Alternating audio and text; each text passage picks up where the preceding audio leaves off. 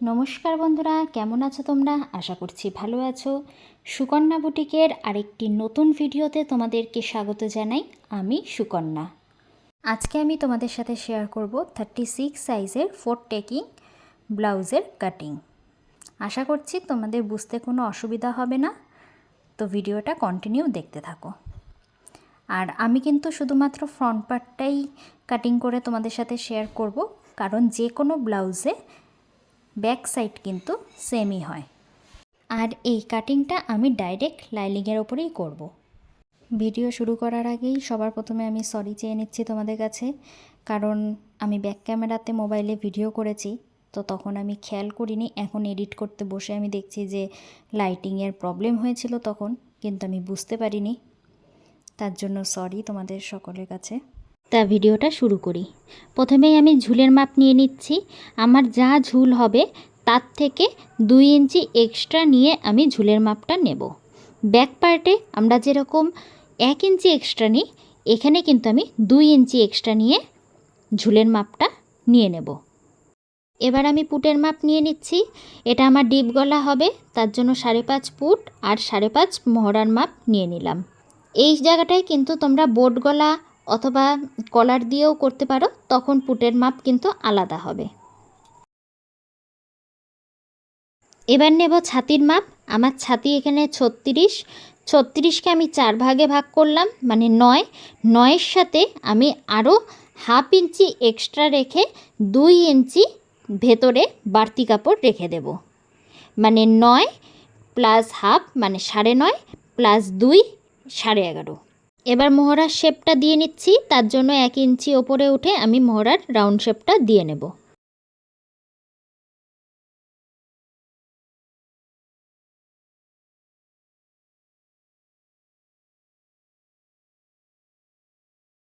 এরপর আমি কোমরের মাপটা নিচ্ছি। কোমর আমার আছে 30, 30কে 4 ভাগ করলে মানে 7.5। 7.5-এর সাথে আমি 1.5 ইঞ্চি এক্সট্রা ট্রেকিংয়ের জন্য আর 2 ইঞ্চি এক্সট্রা ভেতরে বাড়তি কাপড়ের জন্য। এবারে দাগ দুটো একসাথে মিলিয়ে দিলাম।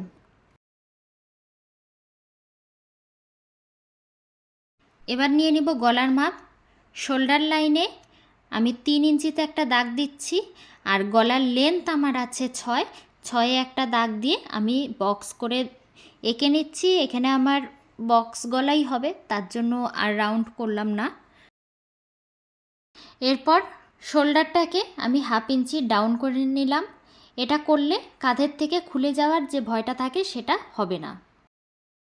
এবারে নেব পয়েন্টের মাপ। শোল্ডার লাইনের থেকে 1/2 ইঞ্চি এক্সট্রা সেলাই মার্জিন রেখে 9-এ একটা মার্ক করে নিচ্ছি, আর ছাতিকে 10 ভাগ করে আমার যা আসবে সেটা দিয়ে একটা দাগ টেনে নিচ্ছি সেই মার্কের ওখানে। এটা আমার একদম পয়েন্টের মাপ। এরপর সেমভাবে কোমরের কাছে একটা দাগ টেনে নিলাম, আর এই দাগটাকে জয়েন্ট করে নিলাম।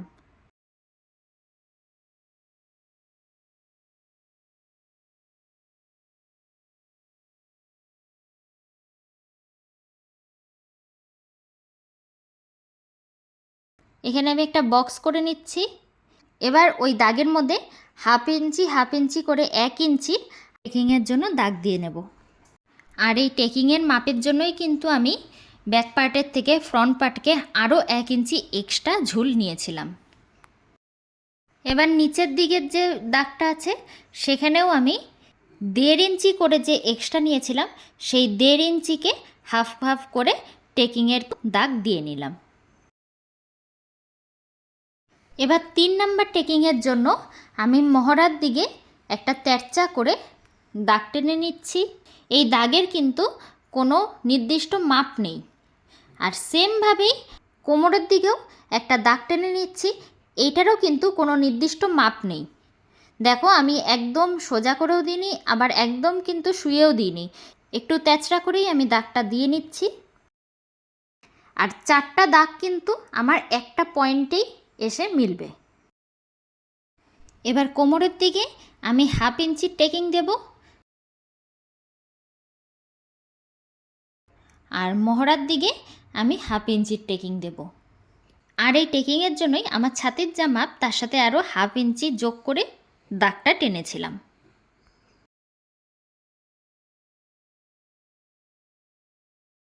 এবার এই 4টে দাগের ভেতর দিকে আমি 1.5 ইঞ্চি করে দাগ টেনে নেব।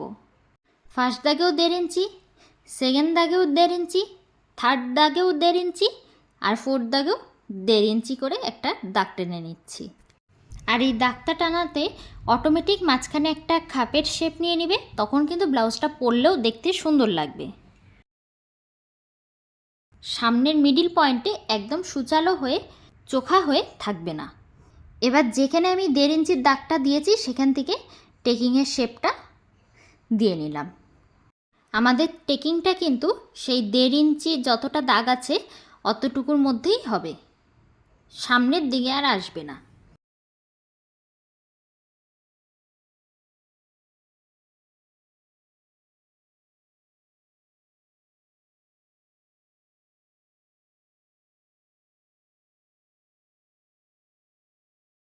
আমার দাগ টানা হয়ে গেল।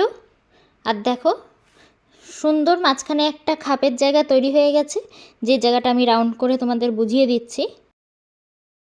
পুরো ড্রয়িংটা আমার কমপ্লিট। এবার কাটিং করে নেব। এই ব্লাউজে কিন্তু এক্সট্রা করে আর কোনো মাপ নিতে হয় না, যেমনভাবে দাগ টানা আছে সেমনভাবেই আমি কাটিং করে নেব। আমার কাটিং করা কমপ্লিট। এবারে গলার দিকটাকে কেটে নেব, আর সেমভাবেই আমি অপর সাইডেও কিন্তু মাপগুলো তুলে নেব। কেমন করে তুলি দেখো।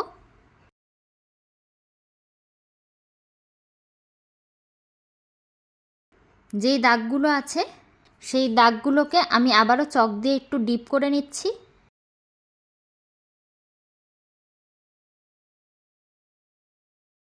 ডিপ করে দাগ দেওয়া হয়ে গেল।